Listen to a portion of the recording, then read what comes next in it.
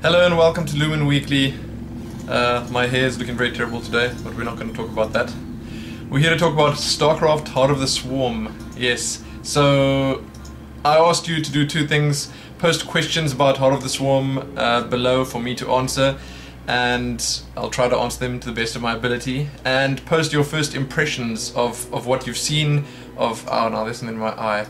That's a good way to start. Of what you think about it, basically, your first impressions. So I thought it would probably be better to just start with the first impressions, because it'll set the tone nicely, I hope, for the rest of the episode. So, from Bob T. Goldfish. Does that say... It actually says Goddlefish, but whatever. Okay, from Bob. He says he's very impressed. Blizzard's never released anything to the public that didn't look polished, and I mean that does actually make sense. I mean that's true. They don't even start betas before they're really polished. And what does he says the length of the campaign doesn't bother him. Wings of Liberty was only 27 missions, and I think actually of those 27 you only got to do 25 or something, 26, 25 or maybe it's 24. Anyway, because there were those multiple choice ones, so sure they were there, but you didn't get them in one playthrough. You actually had to play through the game again, which I think only like a small percentage of people actually did. So I think that sort of makes sense. People whine in about changes in multiplayer. Okay, we didn't really hear much about multiplayer yet, so yeah, I'll get to that. So yeah. That's it. As always, we're going to sit back, relax, and enjoy the ride, and that's true. So then we got Movie Master 20106. I don't need to say the numbers all the time, but anyway. I don't care too much about the campaign, but I'm a little worried about the balance of the game that might get messed up. So that's also true, and I'm going to cover that a little bit more, but a bit later. I think some of the other questions cover that. But I think that it's the same as Wings of Liberty. They're going to add a lot of stuff to the campaign, and I think that when they do add that, it's not going to really affect the multiplayer unless they add all of it to the multiplayer, which they won't do. They'll add maybe 1 or 2 units at most to multiplayer and then remove 1 or 2 at the same time. That's what they said they're going to do. They're going to keep the amount of units pretty much the same across all the races. So, like, during the beta, the multiplayer beta for Heart of the Swarm, sure, the balance might be a bit off, but that's what the beta's there for. So I think they'll definitely be able to cover that. I mean, this is Blizzard we're talking about. As Bob was just saying, I think they've got it covered. Okay, and then from Focus SCTV, first impressions, I'm loving the sweet Zerg upgrades and new units. If it draws new players, that means more skill and fandom. Okay, so sure, for Zerg it's a huge thing. The expansion is absolutely huge for Zerg. There's the Zerg story. It's going to get a lot of people playing Zerg that didn't play Zerg before. So if Zerg was lacking in players, which I think MLG would show clearly that it's not, but well, professional players at least, but a lot of people after playing Wings of Liberty actually started playing the game on Terran. And now when a lot of people actually buy this expansion, sure, they're going to have played Wings of Liberty before, but this is a good chance for them to jump into Zerg and actually learn the race. So by the time the third expansion comes out, you're going to have everyone is going to be able to play random. That's going to be very good, actually. Okay, so Draenor StarCraft. I think I got excited about the HOTS preview because I thought the original Zerg campaign was one of the best RTS campaigns for me. Warcraft 3 Human and Undead are still better, he says. That's like, I think very few people would disagree. I'm probably going to play through the Warcraft 3 again sometime just because it's as amazing as it is. It was really cool. Okay. And I just love the colors, the mood, the setting of the characters and the environments. Yes, I agree. And the amount of missions, I don't seriously mind at all. In my opinion, HOT seems to be a great expansion, and I'm just waiting for the multiplayer info. Reavers, please. That would be really cool. Reavers could actually fill a spot in the Protoss army, I think, that it's sort of been lacking. I mean, sure, you've got Colossus now, but I think Reavers could work. Anyway, okay, so Barl15 says, my first impressions of it were amazing. I'm so pumped. I'm not bored with Wings of Liberty. It's just nice to see how Blizzard are working to make sure we have something to look forward to. And that's true. There's always something Blizzard to look forward to. Okay, 1 second. Now I have to pause the video because... Okay, we're back. the memory card ran out of space in the camera. I wasn't prepared. So Ball was saying, no, I said what Ball was saying. Okay, I was going on to bottled water is good. First impressions look very Warcraft 3ish. Nero's about to bark outside, and which is a good thing. It doesn't look anything like Wings of Liberty, which again is a plus. I don't know, I think Wings of Liberty was really amazing, but I think it's good that they're deviating a little and trying something different, especially with the hero stuff, which we'll get into in a little bit as well. Okay, plus Kerrigan will also be able to decimate entire armies by herself. Yes please, that's what he says, and I agree with that 100%. That sounds really good. Okay, I can't wait to see how strong Kerrigan will be, or like what skills we can choose for her, stuff like that. It'll be good. The whole character progression thing is one thing I'm looking forward to a lot. So, then we got Gryoz saying it's looking like it's going to be awesome. More missions wouldn't really hurt me, of course, but I'll manage. That's pretty straightforward. I do agree, but I will also manage. Let's hope they don't release DLC. That would be terrible. After playing the first... This is from... Hold on. Oh no, this is from someone. Oh, it's from Craft Chest. After playing the first one, and now with only 20 missions, I'm very disappointed. So this is from Craft Chest. He says... he gets a lot of trouble every time he says it, but he says if it wasn't for the custom maps in Wings of Liberty, it would have been a big ripoff, and... and badly spent money. And I gotta say, a lot of people agree with that. A lot of people that came from WoW and Diablo definitely agree with that, because the single player is good. It's a nice campaign, it's a good story. The multiplayer is what actually really carries StarCraft 2. And if you're not really into the single, like the one-on-one or 2v2 or 3v3, the melee games, then I feel personally that Wings of Liberty is going to get boring very quickly. So he says Blizzard is truly the best quality, but they've become very lazy. He says he's going to release a vlog on that subject later, so I can't wait to watch that. Craft Chest. Okay. Then from KK Plix, his first impressions were, yeah, I want to play Zerg. I can't swear here, sorry. Then the second, why does Kerrigan look so different? Those are his second impressions. And then the third, what is that snow stuff with the shields? That did look impressive. Funny enough, I actually asked about those shields in my interview. I asked, okay, is that going to be something new for the Protoss right there? Is that going to be a new Protoss ability or something? And they dodged that question. Or actually they sort of said, it's a good idea, but we hadn't really thought of that yet. So those shields... it's just a shield that they activate that makes them take a lot less damage for a certain amount of time, but they can't move during that time. So it doesn't make sense as is in a multiplayer situation, but it is a pretty cool idea. So, Movie Master again says, are they going to change the ladder map pool? Yes, I think they're going to totally... I think only 2 of the maps, they said only 2 maps from Wings of Liberty's ladder are going to stay in. Look, it wouldn't surprise me if there was something silly like Xel'Naga Caverns or Metalopolis, those 2. Maybe even Shattered Temple. Well, I think it was 2 maps. Or, I don't know. But they're going to switch it up majorly, drastically. There's going to be huge changes in the ladder map pool. I think a lot of people are going to whine. But what happens is, what's great is that they put all these new maps in, and then you get a chance to see these new maps, and if they're good, which is possible, some of them might be good, some might be bad, then you could get a new keeper, like a new map that'll really work in tournaments and stuff like that. Even though 5 of them are bad and only 1 is good, that's still something, that's a gain. Don't have to care about the rest that are bad. Then, Robocop the Jedi. This is the questions. We're onto the questions now.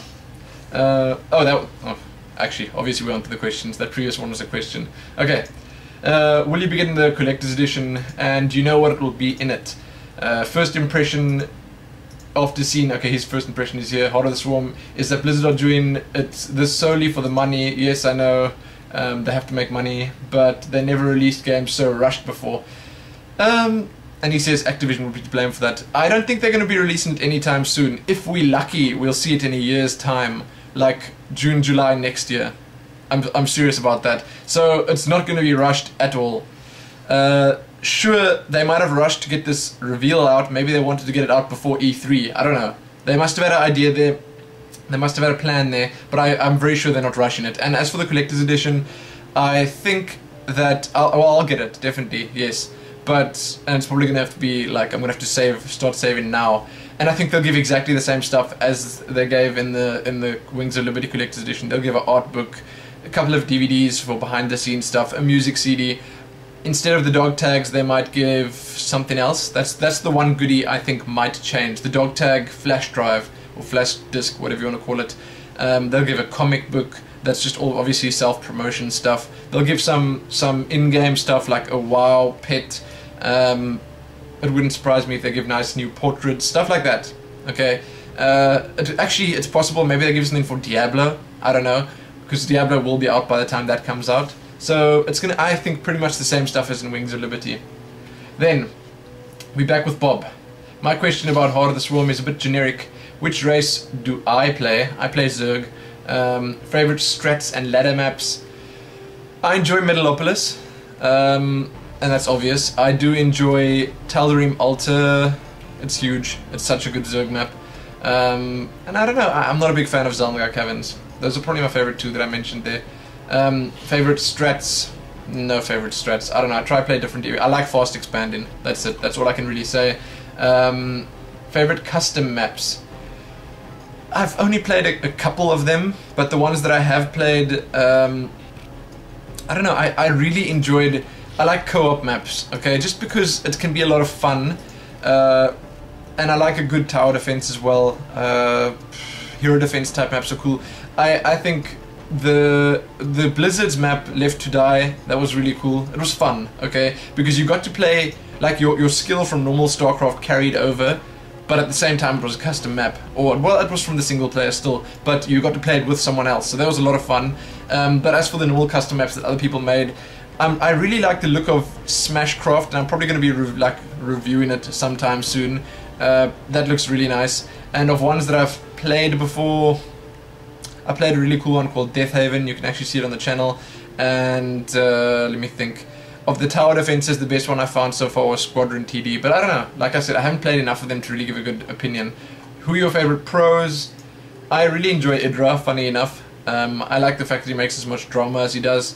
July Zerg is amazing. Boxer is probably my top, okay? Just because he's as charismatic as he is. Sure, he's not been doing that great recently, but I'd say Boxer is probably my favorite pro. A lot of the Koreans, okay? The little one is fun to watch, but he's not my absolute favorite. He's cool, but not my top. I don't know. That's about it. Then what else? As a shoutcaster, what's your favorite matchup to commentate? I like anything versus Zerg, basically. I'm biased, but it's something that I actually know about. And what's been your favorite to call? Players, maps, and why? You know, that again comes down to the fact that anything that's Zerg, because it's sort of the only race that I actually played extensively, and my StarCraft knowledge is pretty limited. I'm not a professional player or anything, so I like commentating on Zerg because I sort of have a bit more insight as to what's going on, so anything Zerg related. And then, did the European, Asian, South African Blizzard PR release cover any multiplayer? No, not really. We got shut down every time we asked about it, and they gave really vague answers when they did answer it. I watched pretty much all of the American interviews, and they mentioned a beta and that they would add, subtract units, upgrade, stuff like that. There was nothing like that for ours, unless they got it in the interviews separately. Like, I'm sure they had one or two small mentions, yes, but we didn't have a big serious like focus on anything multiplayer at all. It was very much sort of left out. The reason for that might be is because they actually had show matches and stuff for the US guys, and we didn't have that, so they had multiplayer there, so they could have been talking about it then, so who knows. Okay, let's see. That was from Focus SCTV. Then from Divined, what do you think and what do you know so far about Kerrigan RPG in HOTS, or the Kerrigan RPG thing? Well, I know that she's probably gonna, by the end of the game, you can have all the skills and abilities that you can possibly have. There's not going to be any diversification in what choices you make and that kind of thing. You're going to have everything, but you're going to be able to choose a subgroup of skills. There are 4 subgroups. The 2 that we were revealed was Corruption and Spec Ops, I think. We saw those. They were revealed to us. And you're going to be able to choose either one of those to go into every mission. I know that she's got stuff. like attack stats, she's got defense stats, she's got health, she's got energy. She uses the energy to cast those skills. I know that she's going to start off pretty weak, and as I said before, she's going to be able to at the end take down entire armies by herself. So I don't know very much about the whole technical side behind it, but I do know it looks good. There's not going to be, you're not going to have a unique Kerrigan from someone else. Everyone's going to have the same one at the end of the campaign. It's just to make it a little bit more interesting, I guess. And what I think about it, I think it's an amazing choice that they made. And he says at the end here, not serious, just for fun, what do you think about having heroes in the multiplayer? I think it would be fun to add heroes to a custom map to test it.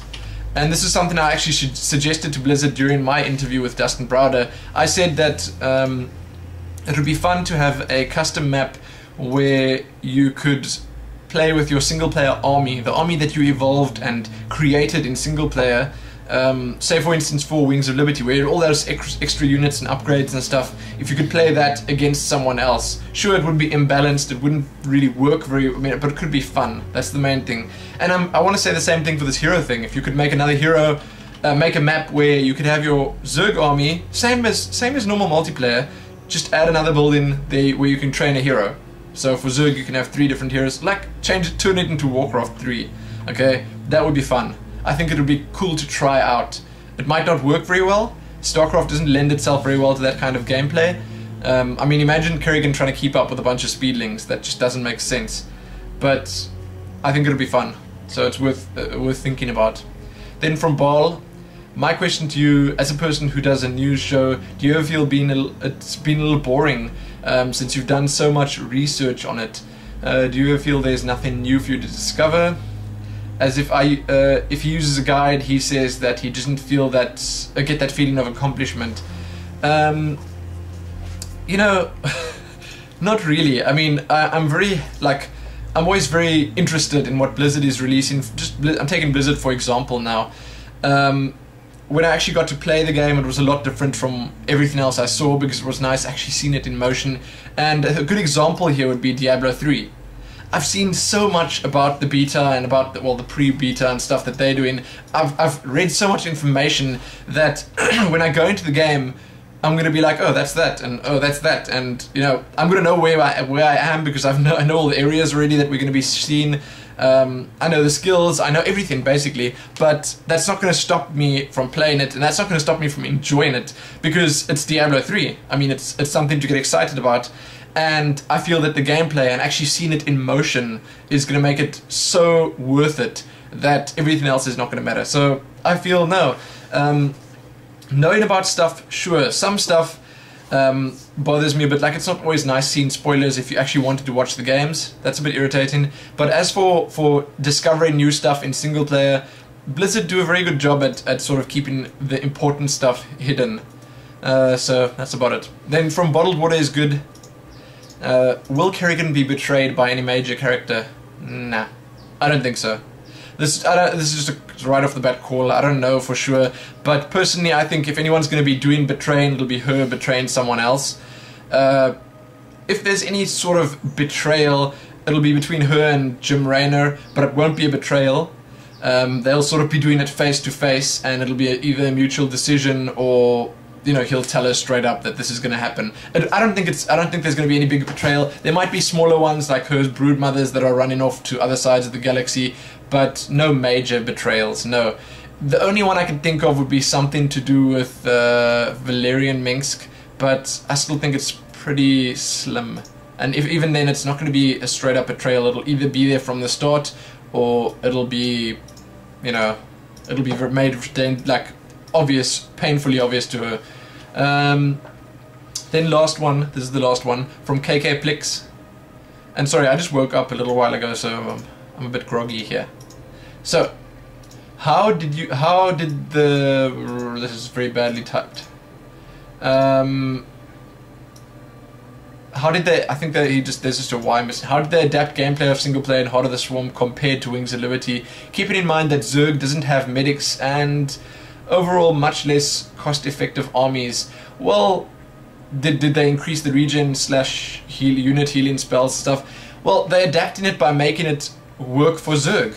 The one mission that we played, they just kept throwing banelings at you. They said, here, take banelings, take banelings, take banelings. By the end, you had this army of, it must have been like a 300 or 400 population. No, 200 population. That's right, there you go. A huge army of banelings, and then you just sort of overrun the opponent.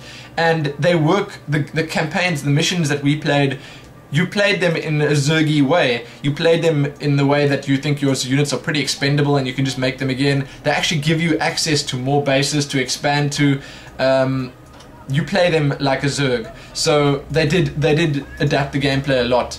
And I can't say how, because I don't know the technical stuff behind it. I can just say that they changed the maps up. The objectives, you know, they could be the same type of objectives from Wings of Liberty, but you'd tackle them in a different way because you're playing Zerg. And I feel they did that very well. They sort of they made it feel very natural. And then he also asked, are heroes more important? Is their item system more focused on Kerrigan as a hero, XP, etc.? There isn't an item system as far as I can tell, or there wasn't at least. And there's going to be XP. You do level up, you choose new skills. I don't know what the max level is at all. We weren't told, maybe 25. I don't know. I actually don't know. That would make sense. Maybe a bit less, 20 or something. Maybe a lot less. I don't even know. But there's XP. And as I said before, you probably got your questions answered there. There's all those different skill trees that you can go to, but at the end everyone's characters are going to be the same, and it's going to be sort of maxed out. And I feel that heroes are very important. There are going to be heroes for the enemies as well, I think. Maybe not as active heroes as Kerrigan. You might have some slightly weaker ones or whatever, like you have the Brood Mothers and stuff like that. They definitely look different and they're a lot stronger. So yeah, I think heroes are incredibly important. I think Kerrigan, you could probably do everything without Kerrigan, but I feel that she's definitely going to help out a lot if you do use her. And that's it. That was the last question. Now, next week.